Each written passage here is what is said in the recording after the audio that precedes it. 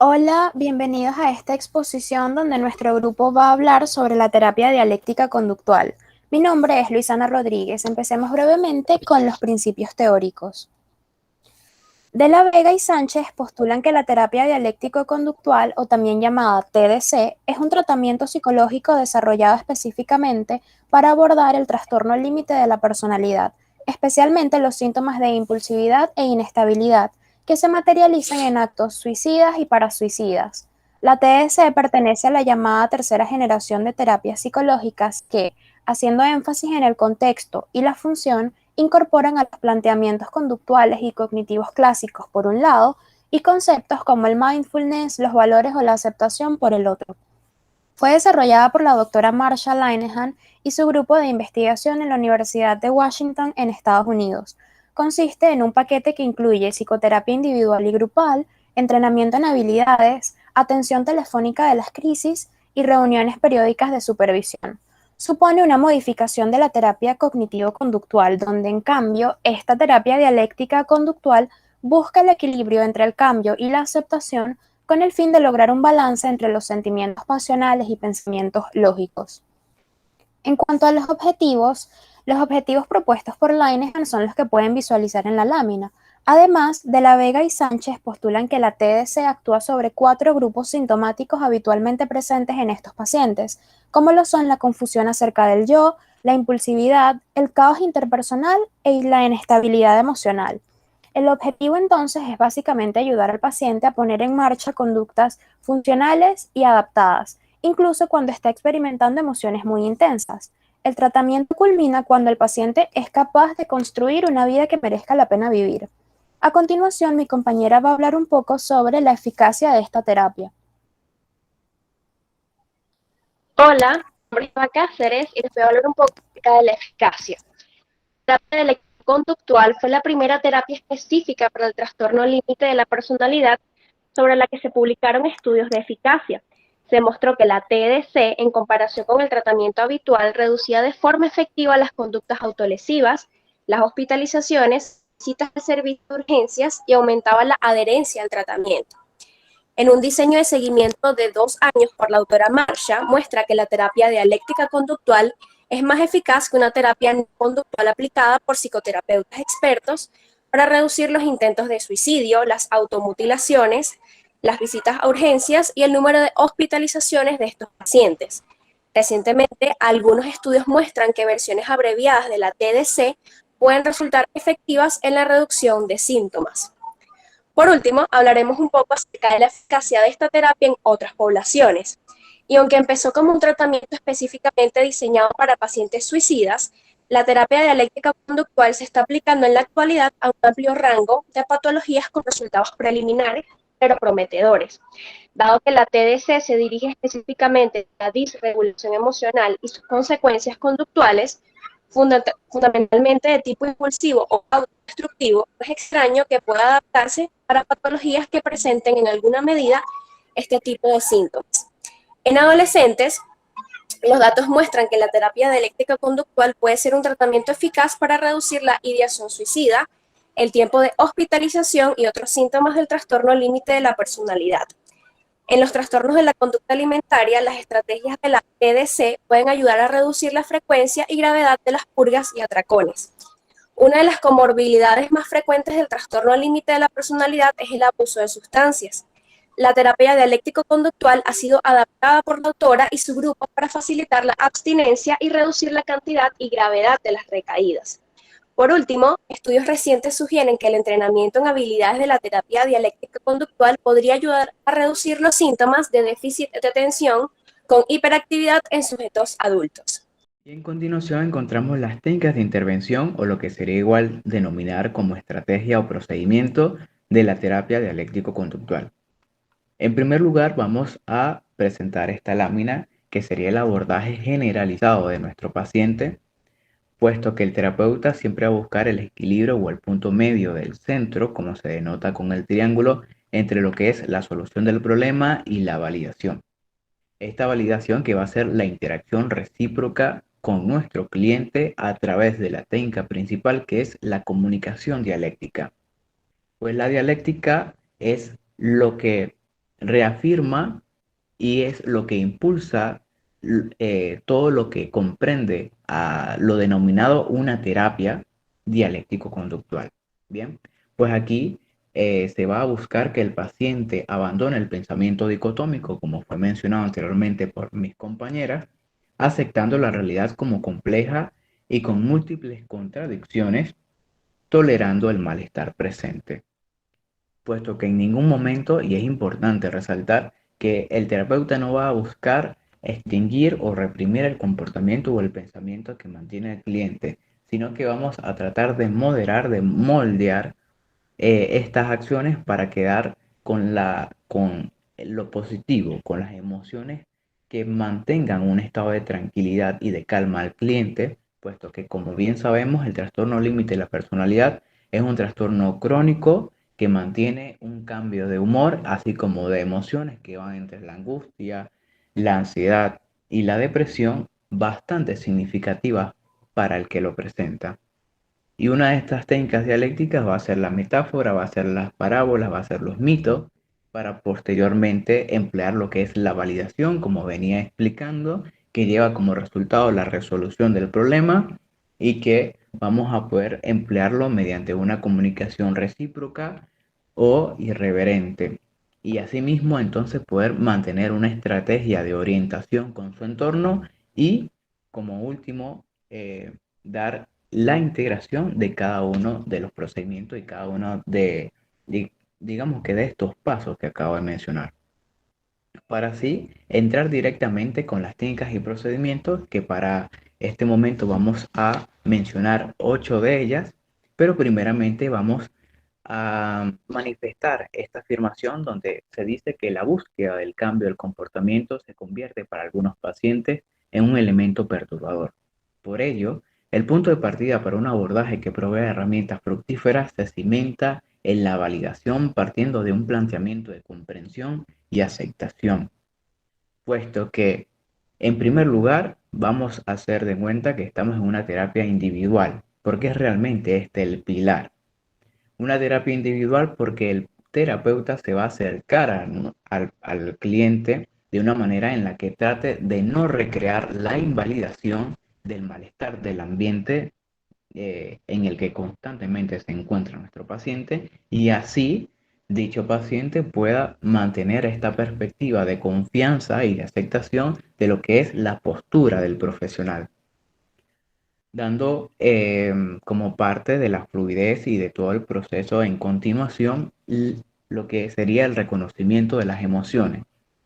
Y aquí podríamos hacer, o bueno, se realiza inventarios cognitivos porque vamos a identificar cuáles son nuestras emociones, qué valor tienen las emociones, qué tanta fuerza mantienen estas emociones, cómo podemos identificarlas, hasta incluso asignarle un color a estas emociones que va ligado a lo que sería la habilidad de efectividad interpersonal. Posteriormente, seguimos con el moldeamiento y el moldeamiento tiene que ver también con lo que es el procedimiento de exposición, pues allí cuando mencionaba que buscamos mantener estos puntos clave en el que el paciente logra tener momentos y cambios positivos y perdurar con esta emoción positiva, identificando que entonces puede moderar y moldear su comportamiento, más no, por supuesto, cambiarlo directamente ni por completo. Le damos, es una nueva visión.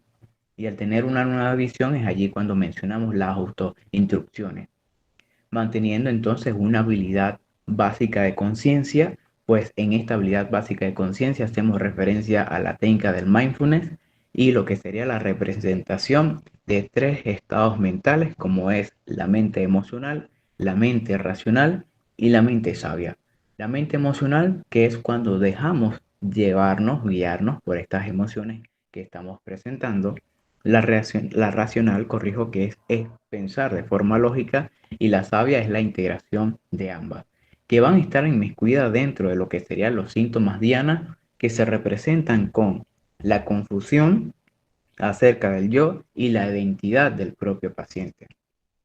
Y asimismo, el insight como parte de lo que es la visión amplia y global de todo el procedimiento y de todo lo que sería el acontecer de la terapia, para posteriormente pasar a la habilidad efectiva interpersonal, que bueno, ya fue mencionada al principio, que es todo esto del reconocimiento de las emociones, que todo es lo que referente al inventario y así la habilidad de regulación emocional, donde esta habilidad de regulación emocional se basa en la eficaz interpersonal. Es decir, vamos a tratar de mejorar la relación.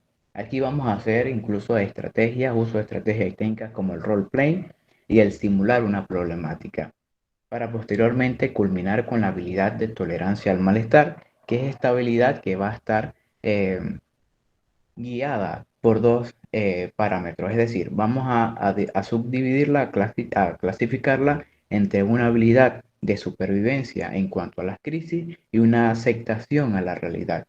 Es allí cuando seguimos haciendo conciencia del proceso y seguimos mejorando el malestar presente. Mi nombre es Mariana Campos y les estaré hablando un poco sobre el estilo terapéutico dentro de la terapia dialéctico-conductual. Como se puede ver acá, todos los enfoques terapéuticos llevan asociados un estilo particular.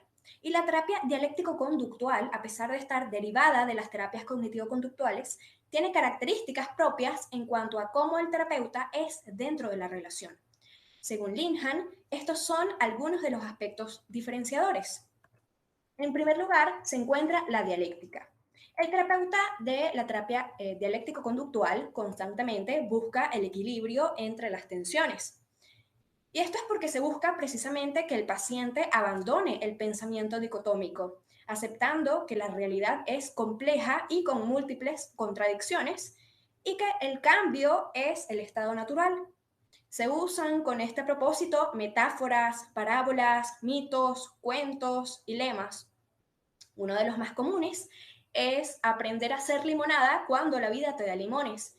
Este refleja precisamente este equilibrio entre aceptar la vida tal como se nos presenta y hacer un esfuerzo por cambiar las cosas. En segundo lugar, como podemos observar, se encuentra la validación. Este es uno de los pilares fundamentales del tratamiento, debido a que el terapeuta se esforzará en transmitir a los pacientes que sus respuestas tienen sentido en su contexto. Esta validación se transmite mostrando un interés genuino por el paciente y manifestando interés y reflexión sobre lo que cuenta. En este sentido, buscar las causas y los aspectos positivos de las acciones también son estrategias terapéuticas que pudieran utilizarse para la validación. Asimismo, el terapeuta debe considerar al paciente como alguien similar a sí mismo, merecedor de respeto y con capacidad de cambio, además de que debe estar dispuesto a dar ánimo asumiendo esta perspectiva. En tercer lugar, se encuentra el énfasis en la solución de problemas. Como complemento de la validación y aceptación, el terapeuta considerará todos los síntomas, incluso aquellos que son graves, como las agresiones y los intentos de suicidio, como un problema a resolver. En este sentido, utilizará el análisis conductual y el análisis de soluciones como herramientas para buscar formas alternativas que sean saludables de resolver problemas. Las técnicas cognitivo-conductuales básicas, por ejemplo, el uso de contingencias, pueden ayudar también a este propósito. Como se puede ver acá, en cuarto lugar tenemos la comunicación empática e irreverente. La terapia dialéctico-conductual combina una actitud realista, irreverente y paradójica frente a las conductas disfuncionales, por ejemplo, las conductas parasuicidas, con una notable calidez, flexibilidad, atención cercana y autorrevelación estratégica por parte del terapeuta. En este sentido, el terapeuta mantiene el equilibrio entre dos opuestos. Hola, mi nombre es Daniel Círica y yo les voy a terminar la exposición con las diferencias de la TDC con la terapia cognitivo-conductual, ya que la terapia dialéctica conductual surge principalmente de la cognitivo-conductual, pero comprenden ciertas diferencias. La primera de ellas es el foco. La terapia dialéctica conductual tiene como foco principal la aceptación y la validación de la realidad como es, que en contraste, la terapia cognitivo-conductual busca un cambio dentro del paciente. a su diferencia con la terapia dialéctica conductual, es que esta busca un balance entre el cambio y la aceptación de la realidad.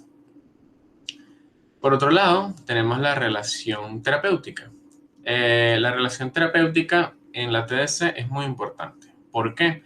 Porque, por ejemplo, en los modelos, en el TLP, que fue la razón por la que principalmente este modelo surge, es que esta área de las relaciones interpersonales se ve muy afectada. Y para el paciente, esta relación terapéutica le sirve mucho como modelo, como un ejemplo a seguir para poder llevar una mejor relación interpersonal. Por último, y creo que uno de los puntos más importantes, es el tema sobre la tercera ola. Langham, cuando postuló este modelo, no lo incluyó dentro de la tercera ola, porque él decía que simplemente era un modelo de terapia cognitivo-conductual que utilizaba técnicas de aceptación. Lo que posteriormente Hayes, en 2004, afirma y lo incluye dentro de esta ola. ¿Por qué?